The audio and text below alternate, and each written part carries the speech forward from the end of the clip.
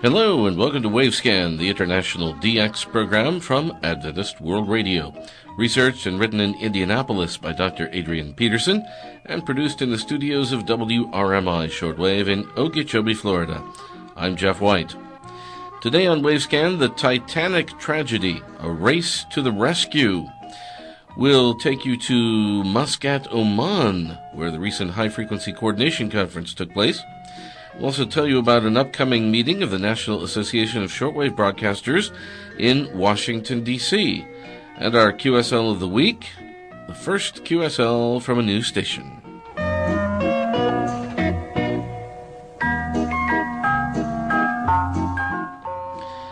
The tragic sinking of the majestic passenger liner Titanic in the Atlantic Ocean south of the island of Newfoundland occurred more than a century ago. Yet the details of all the associated events still capture the interest of people all around the world even to this day. The Titanic sank on its maiden voyage from Europe to the United States exactly 103 years ago, with the death of 1,500 people, though more than 700 survivors were rescued by another ocean-going passenger liner, the Carpathia. The Titanic was considered at the time to be the largest ship afloat, and it was stated by some authorities to be unsinkable due to the many safety features that had been incorporated into its construction. However, just before midnight on the night of Sunday, April 14th, 1912, the ship struck a huge iceberg that tore a massive 300-foot-long gash in its hull. 2.5 hours later, in the early morning of Monday, April 15th, the ship sank and lay in two pieces at the bottom of the Atlantic, more than 2 miles down. Much research has been accomplished by Titanic historians, and a complete log of all wireless transmissions in Morse code has been compiled, together with the time and the source of each transmission. A total of nearly 30 ships participated in these wireless transmissions, which involved the Titanic and its shipboard transmitters under its Marconi call sign MGY. It had been thought for some time that none of the wireless transmissions associated with the Titanic tragedy ever reached Europe. However, more recent research has revealed that some of these transmissions had reached at least 3 widely separated locations in Europe. Over in Wales, at the time of the original distress signals from the Titanic, amateur wireless operator Arthur Moore in Gallagher's Mill near Blackwood heard the CQD de MGY and subsequent messages.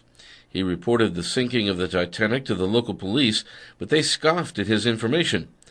However, Marconi himself subsequently learned of Moore's reception of the Titanic signals, and Moore was invited into employment with the Marconi Company, which he served for more than 30 years. Another employee of the Marconi Company in England who heard the wireless traffic associated with the Titanic tragedy was Lieutenant Colonel Baton Hippisley.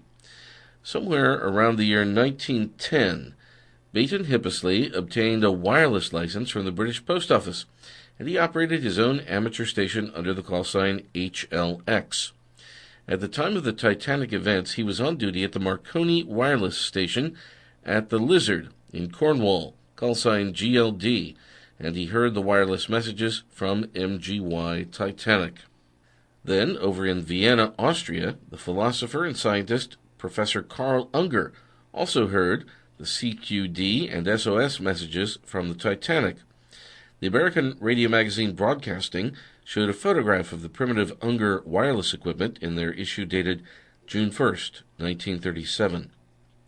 When the news about the Titanic tragedy became known among the many ships that were within wireless range, there was a race to the rescue, and the first on the scene was the Carpathia, call sign MPA, which plucked 705 people from the icy cold water. However, there was another race that was involved with the Titanic events, and that was the wireless station MCE, which was located at Cape Race on the southern coast of the island of Newfoundland. Cape Race is located at the southern tip of the Avalon Peninsula. It is an elevated flat plateau with 100 feet cliffs at the leading edge, descending down to the ocean. The name Race comes from the Portuguese word raso, meaning flat area, a plateau. A beacon light was installed at Cape Race in 1851, and this was replaced by a regular lighthouse 5 years later. The current lighthouse building, which today is a heritage site, was constructed in 1907. Because of its location, Cape Race assumed a high significance for transatlantic shipping, and at the height of its development, several important communication facilities were installed at this location. Among these items were a major lighthouse, which is these days a World Heritage Site, a foghorn that could be heard at sea some 25 miles distant, and a telegraph station that linked into the cable system.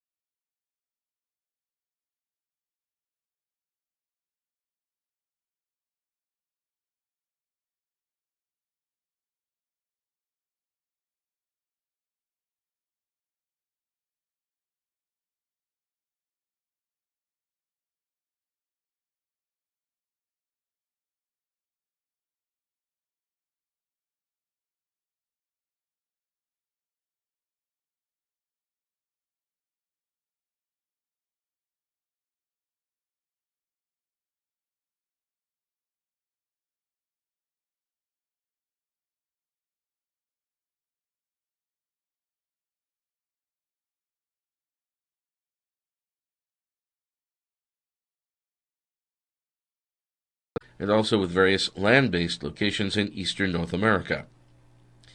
Over the years, the wireless station at Cape Race underwent its own tribulations with two destructive fires, 1910 and 1913, though on each occasion it was rebuilt.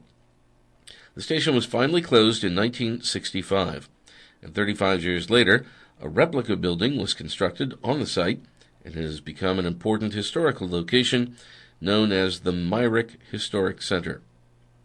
We mentioned earlier in this topic that 3 amateur radio operators in Europe heard the wireless signals during the Titanic events on the other side of the Atlantic. Professor Carl Unger in Vienna, Arthur Moore in Wales, and Lieutenant Colonel Baton Hippisley, HLX, at the Lizard. Jos Jacob, VU2JOS in Hyderabad, India, reminds us that another important radio anniversary occurs at this season of the year on April 18th. This year provides the 90th anniversary of the founding of the International Amateur Radio Union.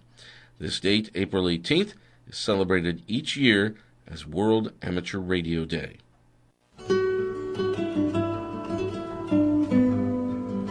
You're listening to Wavescan from Adventist World Radio.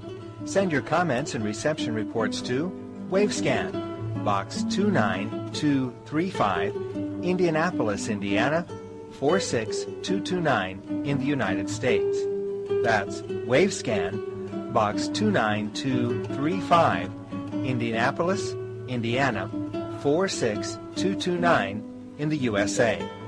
Or you can email us at wavescan@awr.org. Our email once again, wavescan@awr.org.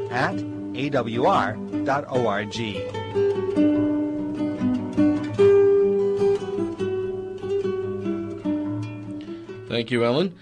In recent editions of Wavescan, we've told you a bit about the A15 High Frequency Coordination Conference, or HFCC, which took place in Muscat, Oman during the first week in February.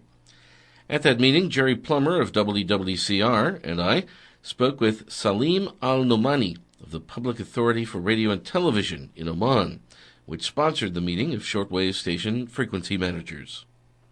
Well, Jerry, we're here in, I think it's the Muscat Room, isn't it? Yes, it is. Here at the hotel in Muscat, City Seasons, at the FCC conference with a very important person to interview today. Indeed. Salim Al-Nomani from the Public Authority of Radio and Television. You are your engineering director? Yes, I'm advisor of engineering and responsible for administration and finance.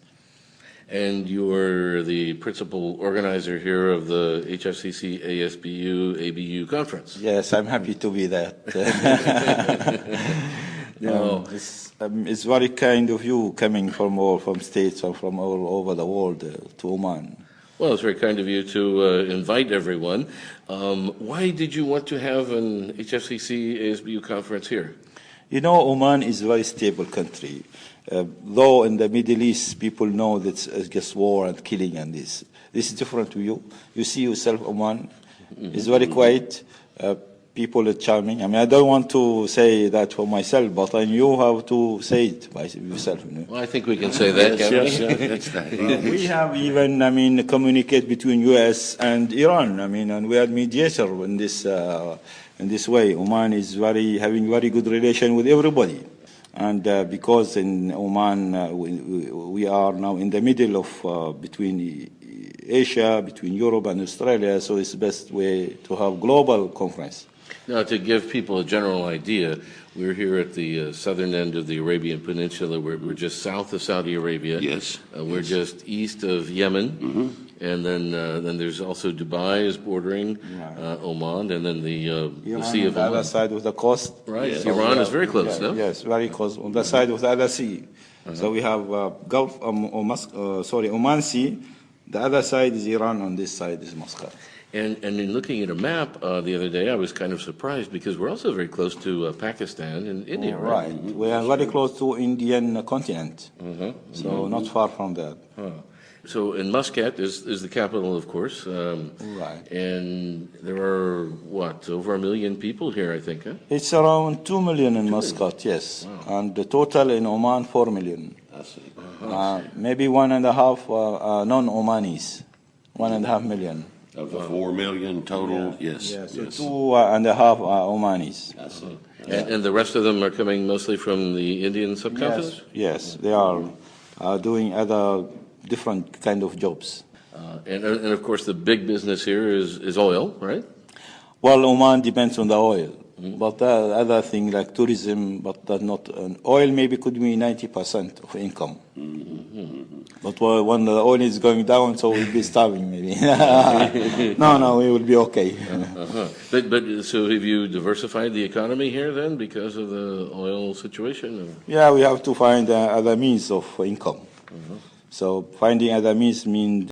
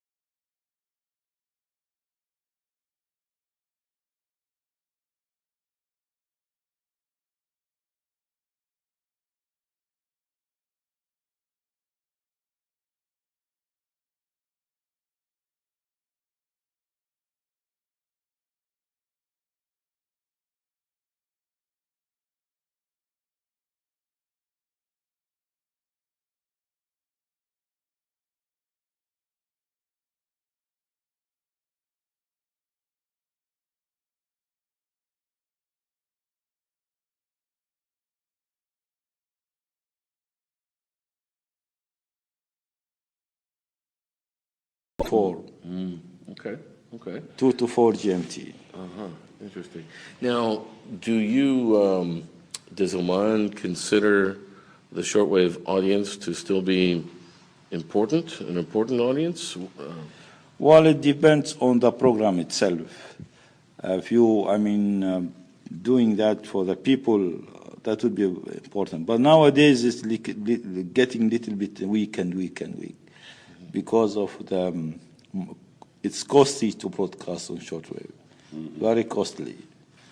And people, they listen to the most technology via mobiles, and it's very difficult to listen by mobile on the shortwave. But hosting a shortwave coordination conference, you must still see some future for shortwave broadcasting. Yes, there are process, especially if there is any disaster, and for disaster relief, that's very important. But we're still doing that just for the purpose having other people in Zanzibar, they can listen to us. That's true. That's true. Yeah, and some student in Europe. But we can get some, reflection or some feedback from people from United States and from Brazil. I don't know, the second hope, Yeah. So your primary audience would be Omanian expatriates or Omanian student and Omani in Zanzibar. Because maybe 70% of population in Zanzibar are Omanis still. And by the way, the Omani shortwave, I've heard it in the United States. As he says, students and expatriates, you can hear it in the United States. I have before. Well, Salim, thank you very much for talking with us today. Thanks for inviting everyone here to Oman. I think everyone's had a great time, and if we don't see you in Australia, we'll see you at a future meeting, I'm sure. Thank you very much. Thank you for coming. I hope you have a nice day here in Oman. Jerry Plummer of WWCR and I were speaking there with Salim Al-Numani of Oman's Public Authority for Radio and Television, which hosted the A15 season High-Frequency Coordination Conference in Muscat, the capital of Oman. More from Oman in coming editions of Wavescan. We want to remind you now about the 2015 annual meeting of the National Association of Shortwave Broadcasters, or NASB, in the United States. This year marks the 25th anniversary of the NASB, and the association's annual meeting takes place May 21st and 22nd in Washington, D.C. Shortwave broadcasters and listeners and anyone with an interest in shortwave radio is welcome to attend. The meeting will be held at the headquarters of the U.S. government's Radio Free Asia in downtown Washington. So those who attend will have the opportunity to take a tour of the Radio Free Asia studios. The tours will begin at 12 noon local time on Thursday, May 21st. In the afternoon, Radio Free Asia President Libby Liu will officially open the meeting, followed by a series of talks about various aspects of shortwave radio. Jerry Plummer of WWCR will give a historical talk about the People's Radio media expansion in Hitler's Germany. Tom Lucy from the International Bureau of the U.S. Federal Communications Commission will provide an update from the FCC. Doug Garlinger, former NASB president, will review the 25 years of NASB history as the Association for Privately Owned Shortwave Broadcasters in the United States. Also on Thursday afternoon, Lauren Libby, president of Transworld Radio, will talk about developments at TWR, including DRM transmissions from their Guam facility. There will also be a slideshow about the recent High-Frequency Coordination Conference in Oman and the upcoming HFCC in Brisbane, Australia. Charles Caudill, president of World Christian Broadcasting, will update everyone on his new shortwave facility in Madagascar, which is finally going forward after political changes in the country. And on Thursday afternoon, attendees will have dinner together at an Irish restaurant in downtown Washington. Incidentally, there is no cost to attend the NASB 25th anniversary meeting, and the Thursday dinner and Friday lunch will be provided free of charge to attendees. Of course, you have to pay your own travel and lodging costs, but the NASB has arranged a special rate at the St. Gregory Hotel, right beside Radio Free Asia headquarters. More details are available on the NASB website, which is www.shortwave.org. Then click on Annual Meeting. That website address again is www.shortwave.org. Click on Annual Meeting. Looking now at the agenda for Friday, May 22nd, things will begin at 9 a.m. with an update on Digital Radio Mondiale by Calvin Carter of Continental Electronics and Christopher Rumbaugh of the DRM North America Yahoo Group. Gerhard Straub of the U.S. International Broadcasting Bureau, or IBB, which operates the Voice of America and its affiliated stations, will give an IBB engineering update. A.J. Janacek of Radio Free Asia will talk about using the Ubuntu operating system for radio applications. Dr. Kim Elliott of the IBB will talk about shortwave audience research, just who listens to shortwave radio, and his radiogram program on the VOA. Also on the NASB agenda on Friday, May 22nd, John Talo and Ray Robinson of shortwave station KVOH in Los Angeles will tell about their new venture with the Voice of Hope in Africa and Israel. After lunch at a Chinese restaurant around the corner from Radio Free Asia, the NASB meeting will continue in the afternoon on Friday with a discussion about NASB matters such as updating the association's website, the location of the 2016 annual meeting, a 25th anniversary QSL for listeners of NASB member stations, and a possible NASB listeners meeting in Australia. Again, you can find complete information about the NASB 2015 annual meeting on the website www.shortwave.org. Click on Annual Meeting. And the dates for that meeting again are May 21st and 22nd of 2015. Several of the persons you hear regularly here on Wavescan will be present there in Washington, and we hope to see many of you there as well. Well, as our QSL of the week, we turn to Jose Jacob, VU2JOS at Hyderabad in India again, and the QSL letter that he received from the large shortwave station located near Panaji, in what was the Portuguese territory of Goa. On April 15th, 1995, Jose heard this news station for the first time at 9:50 a.m. on 15290 kilohertz, and he posted his report to the station in Goa, but no reply was forthcoming. Over a period of time, Jose submitted this reception report several times to the station by post, but always without receiving a response. Finally, he sent the reception report to his radio friend in Goa, Flavio Raposo, and asked him to deliver the report to the station in person. In response, Jose received a QSL letter from AIR Panaji, which is verified by the Assistant Engineer, All India Radio, Panaji, Mr. G.N. Shetty. It is understood that this QSL letter was the first issued from this station. These days, AIR Panaji is on the air on shortwave with the use of 2 BBC transmitters at 250 kilowatts each, and QSL cards can be received in the usual way from the AIR head office in New Delhi.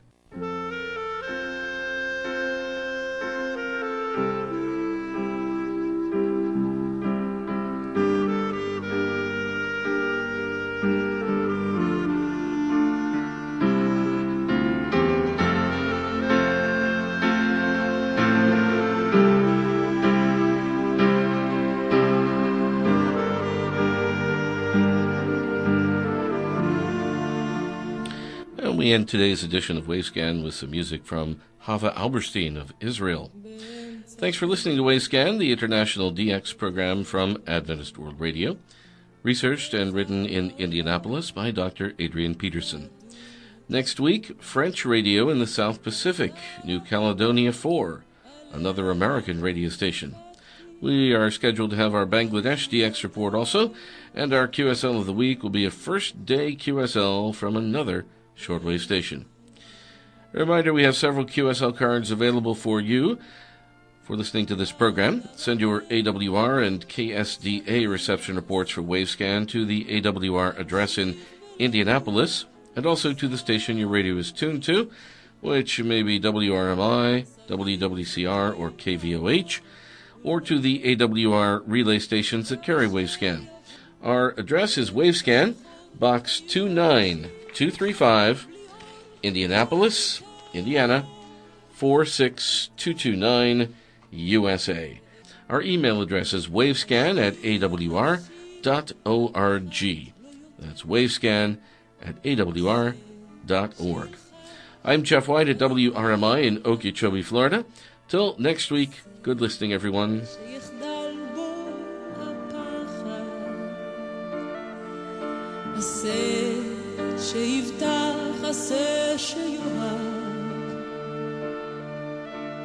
תן